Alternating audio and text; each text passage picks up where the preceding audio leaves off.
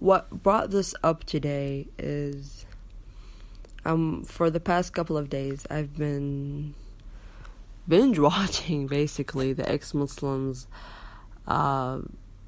content on the internet. YouTube, basically, Twitter, the Ex-Muslim TV, the Pharaoh, the Masked Arab, Introverted Smiles, visiting documentaries that I've already seen once. I'm not the girl my family raised anymore. I changed. And it just bothers me when I see in the comments or when I see an actual debate where a Muslim react to an ex-Muslim story. It's like, oh, they're just being emotional. They got abused by their family and they're blaming Islam. It gets so... I get triggered, I guess. That's the word. When they say that, because it's so disrespectful.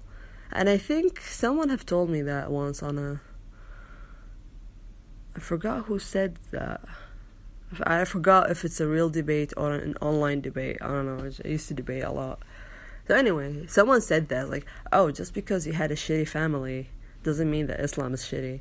And I got angry because my family is not shitty. How dare you speak ill of my family? It's like, wow, Sarah, you still have some tribalism in you.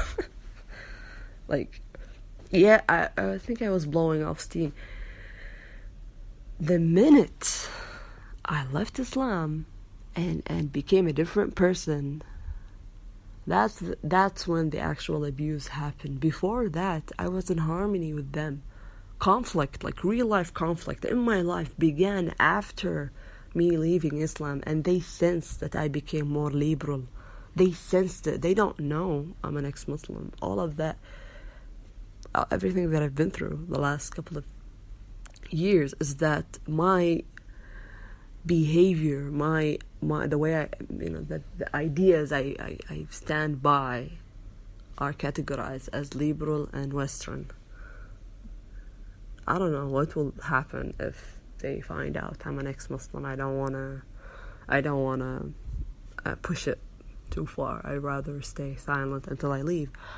But to hear someone arrogant, like, oh, those ex-Muslims, they're just whiny little victims, and they are not rational, and they bash my family. You dare to bash my family? I bash your face. Okay, that's the terrorist in me, but it's okay.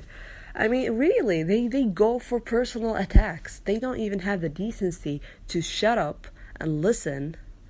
All right, they interrupt you. Okay, if you are in a debate, they use tricks that I know very well because I was a Quranist for a couple of years. I was a Islam reformers for so many years.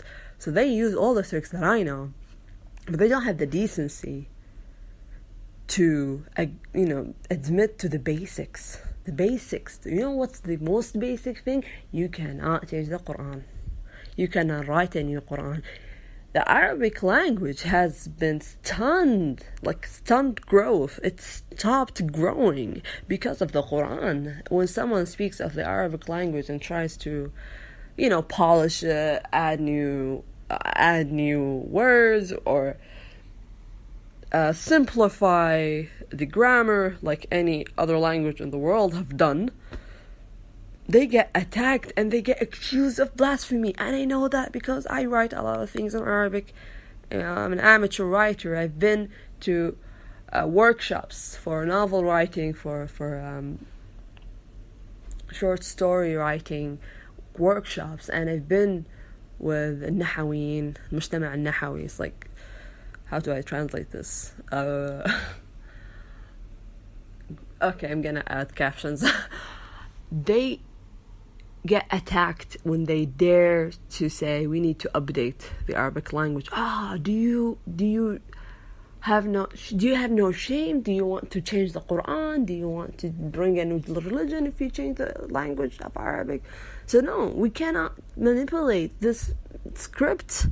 Not even the language behind it. You cannot do that. So that is the basic thing, that Quran is direct, whether in a historical context, whether in a inspiration from God. It's still killing. It's still killing the infidel. Whether you translate it in a proper way or not, it's still killing the infidels.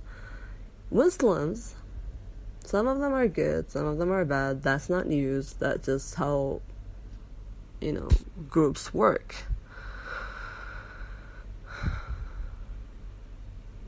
Like,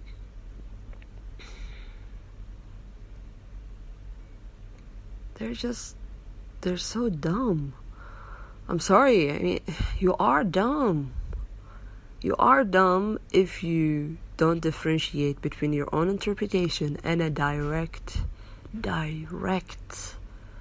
order from your God. It's just, you're stupid. I'm sorry. I'm trying to be respectful as much as I can, but no, that's dumb.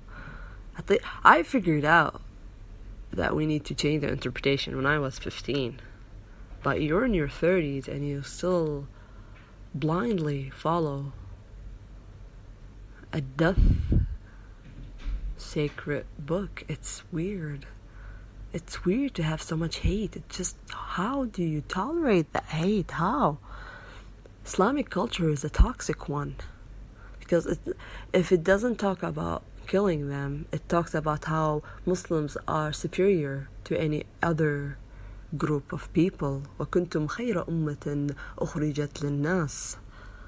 It's a verse that says you are the best nation ever brought into mankind. Really? That's a bit pretentious, don't you think? Anywho, I don't debate Muslims anymore because this arena, the Islam, everything related to Islam has already robbed my childhood, robbed my teenage years, and I will not let it rob my 20s. So I think for like the past year and a half, no, 2 years, for the past 2 years, maybe more, for the last 2 years and a half, I just stopped caring about debates. I don't debate unless I'm dragged into one, but I don't really seek out a debate anymore. That anger I had, I got it out of my system in the first couple of months, and then I was numb for a while. I'm not an angry ex-Muslim. Ex-Muslims, the minute they leave Islam, most of them, especially if they were religious, especially if they were invested in the deen, they get angry. I was angry. My weekends, my summer vacations, my free time was invested in studying the Quran, learning the hadith, studying the Quran, learning the hadith, learning the history. Oddly enough, I know so much about it. I got out of it. If my mom let me just play video games and play with Barbie. I used to play with Barbie till I was 15. Don't judge. If I was left to my own thing, I don't think I would have examined Islam as closely. I would have been still an Islam apologist, or worse, get out of Islam in my late 20s, which is a disaster. Imagine being married, raising your kids to be Muslims, and then boom, you are no longer a Muslim. I can't imagine that conflict. So I'm kind of thankful I did it in an appropriate time. Isn't it? Exactly at 21, I think I left Islam. That's such a perfect timing. Responsible adult. And I actually feel jealous of people who left Islam at a younger age. I know 4 people. I know 4 people who left Islam around 18. The youngest I ever know, 15.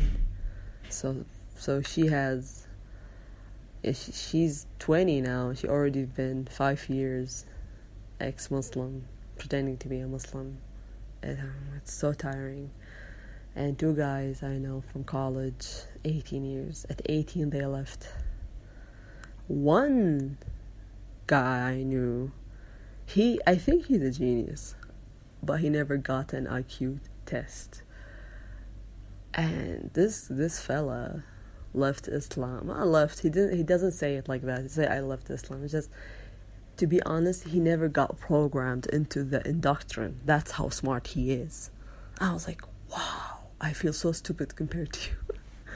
So his mom would like tell him to pray. He'll always ask why. His mom asks him to go to the Friday prayer. He'll say why. His father tells him don't listen to music. He'll ask why. He was 12 and 11. He didn't really listen.